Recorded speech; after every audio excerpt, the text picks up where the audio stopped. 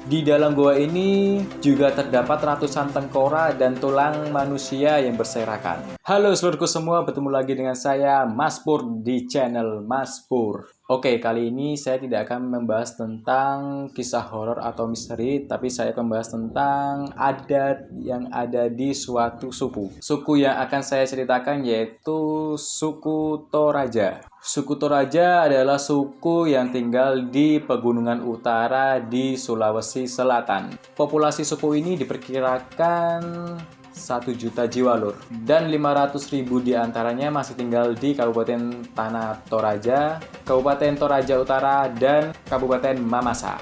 Mayoritas penduduk Toraja ini beragama Kristen dan sebagian menganut agama Islam dan animisme yang dikenal sebagai Aluk Todolo. Pemerintah Indonesia telah mengakui kepercayaan ini sebagai bagian dari agama Hindu Dharma. Kata Toraja ini berasal dari bahasa Bugis, yaitu Toraija, yang artinya adalah orang-orang yang berdiam di negeri atas. Yang menamai nama Toraja ini yaitu pemerintahan kolonial Belanda pada tahun 1909. Suku Toraja ini terkenal dengan ritual pemakamannya yang sangat unik, dan rumah adat mereka yang bernama tongkonan dan ukiran kayunya. Sebelum abad ke-20, suku ini belum tersentuh dunia luar dan masih menganut keyakinan animisme. Jadi saat itu suku ini masih tinggal di desa-desa otonom lur. Pada tahun 1970, akhirnya suku ini mulai semakin terbuka dengan dunia luar. Nah, setelah itu Tanah Toraja ini menjadi lambang pariwisata di Indonesia. Sejak tahun 90-an, masyarakat Toraja ini mengalami transformasi budaya lur. Masyarakat yang dulunya menganut keyakinan animisme sekarang sudah berganti menjadi masyarakat beragama Kristen. Keunikan yang pertama yaitu rumah adat Tongkonan. Kalian pasti sudah nggak asing dengan rumah adat suku Toraja ini kan? Jadi nama Tongkonan ini berasal dari kata tongkon yang dalam bahasa Indonesia berarti tempat duduk atau menduduki. Konon istilah ini muncul karena fungsi dari rumah ini lor. Jadi zaman dulu rumah Tongkonan ini dijadikan tempat berkumpulnya para raja atau bangsawan lor. Jadi tak heran kalau rumah Tongkonan ini syarat akan makna bagi para penduduk Tanah Toraja. Namun seiring berjalannya waktu, rumah Tongkonan ini menjadi rumah adat penduduk Tanah Toraja. Banyak aspek dari rumah adat ini yang jika diteliti lebih jauh ternyata memiliki filosofi yang sangat besar. Contohnya, posisi rumah Tongkonan ini harus menghadap ke arah utara. Hal ini merujuk pada lokasi di mana Puang Matua atau Yang Maha Kuasa berada, yaitu di arah utara dunia. Yang unik dari rumah adat Tongkonan ini yaitu atap rumah yang berbentuk seperti perahu. Filosofi bentuk tersebut konon katanya untuk mengingat bahwa leluhur masyarakat Toraja menggunakan perahu untuk sampai di Sulawesi. Besarnya filosofi-filosofi tersebut, tak heran kalau rumah Tongkonan ini gak bisa dimiliki oleh perseorangan, melainkan dimiliki secara turun-temurun. Nah, itu keunikan dari rumah Tongkonan di Toraja. Keunikan yang kedua yaitu mempunyai berbagai macam kuburan. Jadi di Toraja ini mempunyai beberapa tempat pemakaman yang bisa dikunjungi atau bisa menjadi tempat wisata. Yang pertama, kuburan bentuk rumah yang disebut Patane. Patane merupakan makam yang paling modern di Toraja. Bentuk Patane ini berbentuk seperti rumah namun ukurannya lebih kecil. Patane ini ternyata memiliki berbagai desain, mulai dari bentuk tradisional, minimalis, hingga mirip dengan rumah pada umumnya. Menariknya, jadi Patane ini dapat memuat banyak peti dari beberapa jasa yang masih ada hubungan keluarga. Hal ini dikarenakan desain dari Patane ini yang memiliki ruang bawah tanah yang dirancang agar dapat menampung banyak peti. Yang kedua, kuburan dalam goa.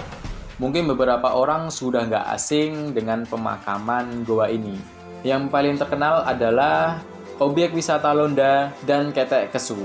Jadi gua tersebut berada di sisi-sisi tebing yang di dalamnya terdapat ratusan peti mati lur dan jasadnya dibalut kain. Di dalam gua ini juga terdapat ratusan tengkorak dan tulang manusia yang berserakan. Hal ini menunjukkan bahwa gua tersebut sudah lama digunakan dan sebagian besar jasad yang dikuburkan di sini sudah memiliki usia ratusan tahun lor. Yang ketiga yaitu kuburan liang batu. Kuburan liang batu ini adalah pemakaman yang sering digunakan oleh masyarakat Toraja lor, di mana batu besar-besar tersebut dilubangi sedemikian rupa hingga membentuk sebuah ruangan. Nah, ruangan tersebutlah yang nanti akan digunakan untuk meletakkan peti-peti dari satu rumpun keluarga. Lubang ilang ini biasanya diberi pintu atau kunci, namun ada juga yang nggak ditutupi sehingga tengkorak dan tulang-tulang dapat terlihat jelas lur. Di pintu bagian luar biasa dipasang foto, karangan bunga, sesajen, hingga barang kepunyaan sang jasad yang dikuburkan di tempat tersebut. Yang keempat yaitu pasiliran. Pasiliran ini mungkin jadi tempat pemakaman yang terunik di Toraja karena tempat pemakaman ini hanya diperuntukkan untuk bayi yang berusia 6 bulan ke bawah lor, yang mana belum tumbuh gigi dan masih menyusui. Cara pemakaman ini dengan melubangi pohon tersebut sesuai ukuran sang jasad. Lalu jasad dimasukkan ke lubang tersebut dalam keadaan tidak terbungkus. Lalu lubang tersebut ditutup menggunakan ijuk pohon inau. Menurut kepercayaan Aluk Todolo yang melakukan praktek ini, menguburkan bayi ke dalam pohon sama saja dengan mengembalikan bayi ke rahim ibunya. Pohon tara sendiri dipilih karena memiliki getah yang sangat banyak dan getah tersebut dianggap sebagai pengganti air susu ibu atau ASI. Itu tadi keunikan pemakaman di Toraja. Keunikan yang ketiga yaitu upacara pemakaman Rambu Solo. Rambu Solo merupakan upacara adat yang sangat penting bagi masyarakat Toraja. Upacara ini terkenal megah dan menghabiskan banyak biaya yang sangat besar. Biasanya keluarga harus menunggu kesiapan finansial untuk melangsungkan Rambu Solo. Selama menunggu, biasa jenazah diawetkan dahulu menggunakan ramuan dedaunan khusus, semacam ramuan formalin, lalu disimpan di rumah tongkonan. Sebelum upacara Rambu Solo, orang yang mati tidak disebut meninggal, tapi dianggap sebagai orang sakit. Bagi bangsawan kasta tertinggi, yang mati akan dibuatkan tahu-tahu atau patung representasi dirinya. Tahu-tahu ini harus dibuat mirip dengan jenazah.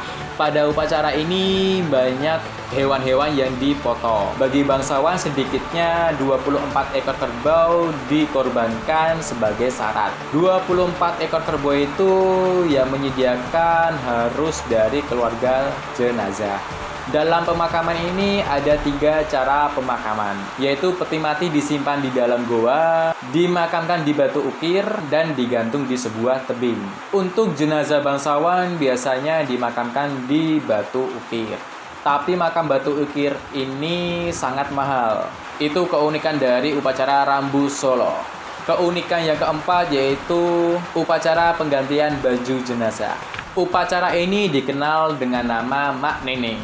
Ritual Mak Neneng ini dilakukan 3 tahun sekali pada bulan Agustus. Karena upacara Mak Neneng ini hanya boleh dilakukan setelah panen.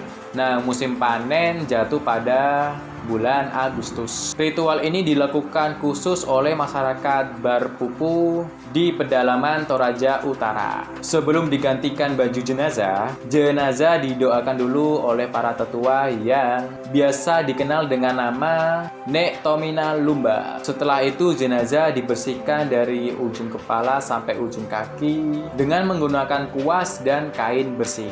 Setelah itu barulah jenazah ini dipakaikan pakaian yang baru dan kemudian kembali dibaringkan ke dalam peti tadi. Selama prosesi tersebut, sebagian kaum lelaki membuat sebuah lingkaran dan menyanyikan lagu dan tarian yang melambangkan kesedihan. Nah, itulah beberapa adat atau ritual yang sangat menarik di Toraja. Nah, sekian video dari saya, semoga dapat menghibur dan jangan lupa subscribe dan like video ini. Oke, sekian dari saya, salam seluruhku.